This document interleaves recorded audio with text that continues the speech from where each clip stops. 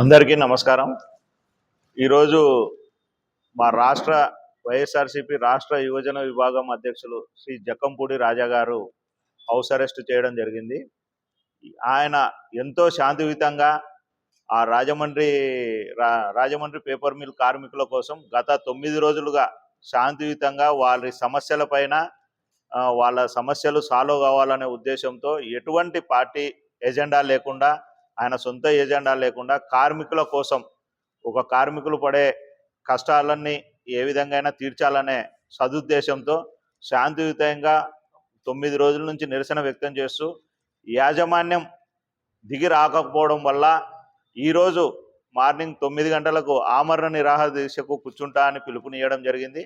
ఆ పిలుపు మేరకు ఈరోజు ఈ కూటమి ప్రభుత్వం ఎలాగంటే ఎక్కడ ప్రజా సమస్యల మీద ఎవరు పోరాటం చేసినా ఆ పోరాటాలను ఒత్తివేయడమే, అణిచివేయడమే ఒక పనిగా పెట్టుకున్న ఈ కూటమి ప్రభుత్వం ఈరోజు ఒక నక్సలైట్నో లేకుంటే ఒక తీవ్రవాదినో అరెస్ట్ చేసినట్టు మార్నింగ్ 2:30కే జక్కంపూడి రాజా గారి ఇంటి దగ్గరికి వెళ్ళి ఆయనని ఒక 200 మంది పోలీసులని పెట్టి హౌస్ అరెస్ట్ చేసి ఏదో పెద్ద రాద్ధాంతంలాగా చేయాలని ఈ కూటమి ప్రభుత్వం ప్రయత్నిస్తుంది.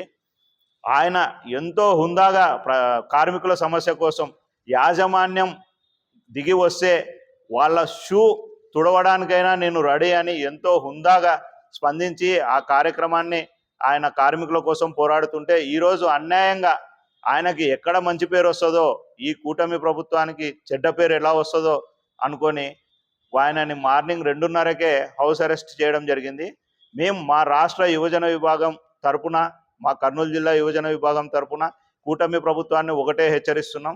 మీరు ఇటువంటి అరాచకమైన పనులని నిలిపివేయకపోతే మా అధ్యక్షునికి ఎటువంటి ఇబ్బంది కలగజేసినా రాష్ట్ర యువత మొత్తం రాజమండ్రికి వచ్చి ఆయనకు మద్దతు ఇచ్చే పరిస్థితి వస్తుంది. దయచేసి ఆయన కార్మికుల తరపున చేస్తున్న ఈ ఉద్యమాన్ని, ఆ కార్మికులకు వీలైతే మీరు ఆ కార్మికుల ప్రాబ్లంని సాల్వ్ చేయడానికి ప్రయత్నం చేయండి. అంతేగాని ఈ ఉద్యమాన్ని అణచివేయాలని ప్రయత్నం చేస్తే ఆయనకు గాన ఎటువంటి ఇబ్బంది కలగజేసినా ఖచ్చితంగా రాష్ట్రంలో ఉండే యువజన విభాగం సభ్యులు, యువత మొత్తం రాజమండ్రికి వచ్చే కార్యక్రమాన్ని చేపడతాం. అందుకు మీరు కూటమి ప్రభుత్వం ఇప్పటికైనా ఈ అణచివేత ధోరణి నుంచి, ఈ పరిపాలన నుంచి పక్కకు జరిగి ప్రజలకు ఇప్పటికైనా ఏదైనా ప్రజా సమస్యలపైన, కార్మికుల సమస్యలపైన వెంటనే స్పందించి నిర్ణయం తీసుకోవాల్సిందిగా కోరుతున్నాం.